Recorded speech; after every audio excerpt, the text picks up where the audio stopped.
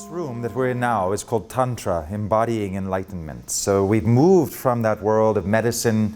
We've actually seen how Tibetan medicine encompasses this whole idea of not just healing, but of actually transforming the fundamental human nature, if you will. So in Tantra, is taking this even to the next step. We saw this tantric diagram representing a kind of imaginal, energetic human physiology and anatomy, and what we're seeing here is an extraordinary tantric scroll, which is actually taking that even one step further, where we see the same kind of chakra system along the body depicted differently, but in this case relating it not just to internal processes in the body, but actually relating it to the whole cosmos itself. So this is really at the heart of what is Tantra. Tantra, of course, a very misrepresented and misunderstood concept in the West, but literally if we go back to the actual word, tan meaning to stretch, to expand, and tra meaning method. So this is a way, the method that we use to stretch and expand our sense of who and what we are, so that it transcends our normal range of awareness, our normal range of sympathy, our normal range of self-definition, to actually encompass universal processes. So this particular scroll dates back to a tantra that appeared in India in the 10th century called the Kalachakra, the wheel of time, or even the wheel of the cosmos. And it was a way of reconciling human nature with cosmological cycles. And we see that beautifully aesthetically represented in this mandala.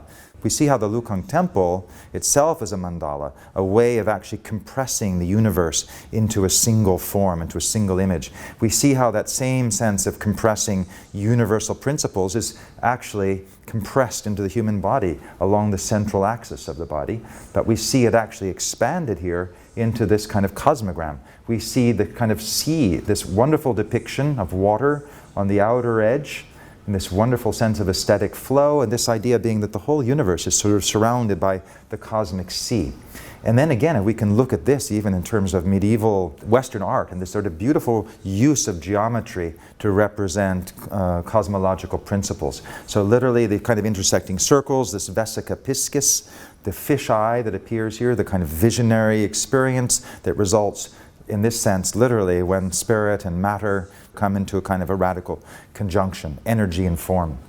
And this is represented here in these kind of different ways. Even on the back of this scroll, you have these different ways in which we can understand the relationship between the human body and universal cycles. But the aesthetics, I think, are what are extremely interesting here. Just the way that the body is pictured, this kind of squatting posture, so as to show what is really the awakening of the body. It's the opening of the body. And how is that depicted? It's not depicted in a way we might in a Western art, but it's just shown that these universal principles are there, and that when we awaken to that experience, the whole way that we actually experience ourselves is transformed. And that's what takes us back to that earlier chart and diagram where we see these anatomical geometric forms is showing actually these channels of interconnectivity within the body and between these ways in which the body and the mind are actually brought into radical conjunction.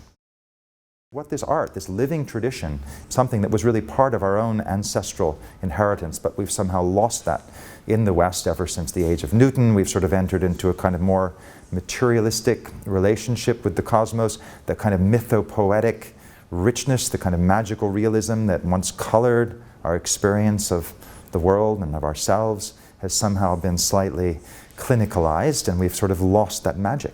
But it's art that remains the door back into that world. So we can look at this completely on an aesthetic level and appreciate something that it's actually showing to us without necessarily subscribing to an esoteric Buddhist tantric worldview. But somehow or other, it's resonant because, of course, our bodies are in direct connection to the cosmos. We know that now even from science. Stardust is what forms our bones.